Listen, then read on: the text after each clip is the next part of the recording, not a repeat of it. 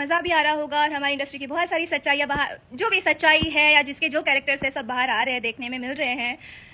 तो हाय, मैं आज सबके कमेंट्स के तो जवाब नहीं दे पाऊंगी, लेकिन जो जो मैं रील्स देख रही हूँ, जो जो लोगों के टिप्पणियाँ जो कर रहे हैं मेरे ऊपर, वो मैं देख रही हूँ। मैं उसके ऊपर अभी कुछ कहना चाहूँगी। और बहुत सारी चीज़ें हो गई।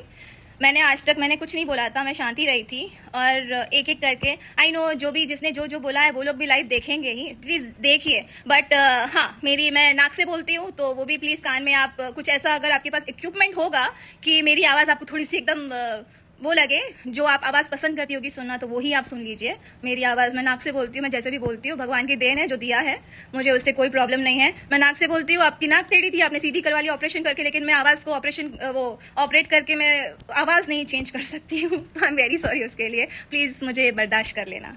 और सेकेंड थिंग, दिनेश जी के लिए कहना चाहूँगी, जो उन्होंने मेरे लिए कहा है कि आप मेरी औकात दिखा देंगे। सो ये बोल के आपने अपनी औकात दिखा दी है। एक्चुअली जो मैं आपकी रिस्पेक्ट करती थी, अब तो 0% करूंगी, क्योंकि आपने, ठीक है, हमारे बीच में हाँ गाइस, मैं एक्चुअली आपको पहले तो ये बता दूं कि मैं ये बातें कहाँ से स्टार्ट कर रही हूँ। उसके लिए जो कुछ क्लिप्स आई है, जहाँ पे डिनर का क्लिप आया, जो भोजपुरी बवाल अभी चल रहा है। सो मैंने फेक बात तो कोई की नहीं है, बिकॉज मुझे भी मेरे करियर का वो है कि अगर मैं झूठ बोलूंगी, मुझे सिंपैथी पाने के लिए ये सब चीज़ करनी है, और लोगों का अटेंशन पाने के लिए अगर मैं कुछ काम कर रही हूँ या बोल रही हूँ ये सब चीज़ें, तो आप बहुत गलत जगह पे हो और बहुत गलत सोच है आपकी। आप गलत सोच रहे हो, बाकी आपकी सोच है। और सेकेंड थिंग ये है, वहाँ पे जो आम्रपाली जी ने मुझे इतना जो बोला है, सुनाया है, मैंने एक प्रोफेशनल बात कही थी, और जो कि सच है।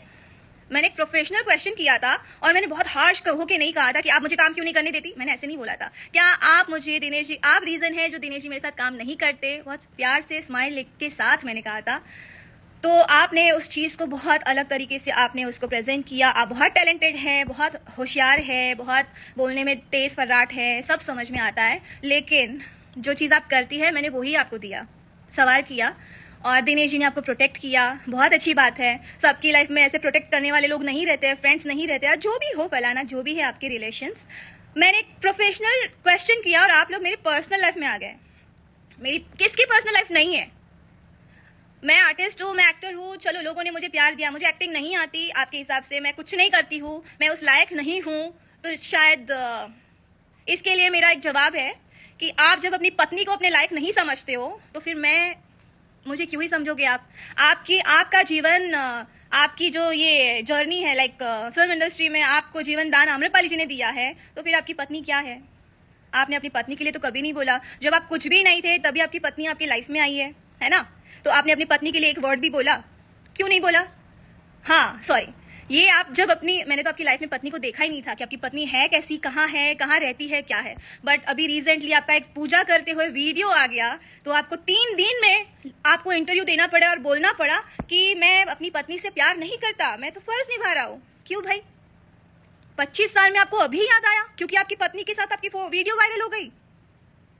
अरे बाप रे! अब इसके लिए मैं क्या ही बोलूं।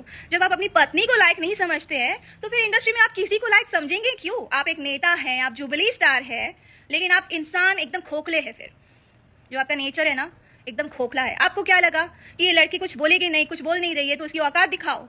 सीरियसली, आप नेता हैं, आप जिस भी पार्टी में हो, तो मतलब आपको लगता है कि हाँ, पार्टी वाले मेरे लिए 24 घंटा खड़े रहेंगे, तो पार्टी के होते हुए भी आप क्यों हार गए अपने क्षेत्र में? वहां की ऑडियंस आपको क्या बोलती है पता है? जाके वीडियोस यूट्यूब पे देखिए, क्या बोलती है। आप उनको कुछ बोल पाए ना? क्यों बोलेंगे? क्योंकि आपको उनसे वोट्स चाहिए। आप उनको भी तो अपनी औकात दिखा दोगे, तो दिखाइए जाके। हिम्मत नहीं होगी लेकिन आप में, क्योंकि पब्लिक से तो वोट्स चाहिए। पब्लिक के सामने आप अपनी औकात कैसे दिखाएंगे? नहीं दिखा सकते हैं। तो रही बात आम्रपाली जी की, जहां वो कह रही है कि चलिए कौन कितना कैपेबल है, हम लोग के बीच में एक कंपटीशन करवा दीजिए, कौन क्या करता है क्या नहीं करता। मैं क्यों करूं तुम्हारे साथ कंपटीशन? तुम हो कौन? तुम एक स्टार के साथ आई हो इस इंडस्ट्री में, तुमने पहली अपने एक स्टार के साथ फिल्म की है, और मैंने धीरे धीरे स्टेप्स लेके मैं आज यहाँ तक पहुंची हूँ। तुम हो कौन बताओ मुझे फिर? मैंने इस इंडस्ट्री को धीरे धीरे जाना है, पहचाना, स्ट्रगल किया, और मैं यहाँ तक पहुंची।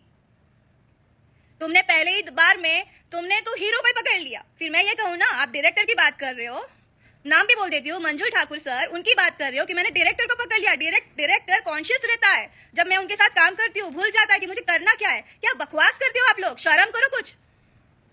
वही डायरेक्टर 4 असिस्टेंट को आपके रूम के पास भेजता था, जिसमें आप दोनों बैठे रहते थे कि मैम शॉट रेडी है। एक गया, आप नहीं आए, फिर दूसरे को भेजा, आप नहीं आए, तीसरे को भेजा, आप नहीं आए, डायरेक्टर गया लेने के लिए। आर्टिस्ट, मैं, किरण जी और भी जो आर्टिस्ट थे वहां पे सेट पे बैठे हुए, शॉट के लिए रेडी है, और हीरो का वेट हो रहा है, हीरोइन का वेट हो रहा है। कहाँ थे आप लोग तभी? क्या कर रहे थे? कि डायरेक्टर को भी जाना पड़ा लेने के लिए। जाके डायरेक्टर का भी इंटरव्यू लीजिए, फिर प्रूफ दीजिए, डायरेक्टर को भी बोलिए इंटरव्यू दे अपनो। और क्या बोल रहे थे?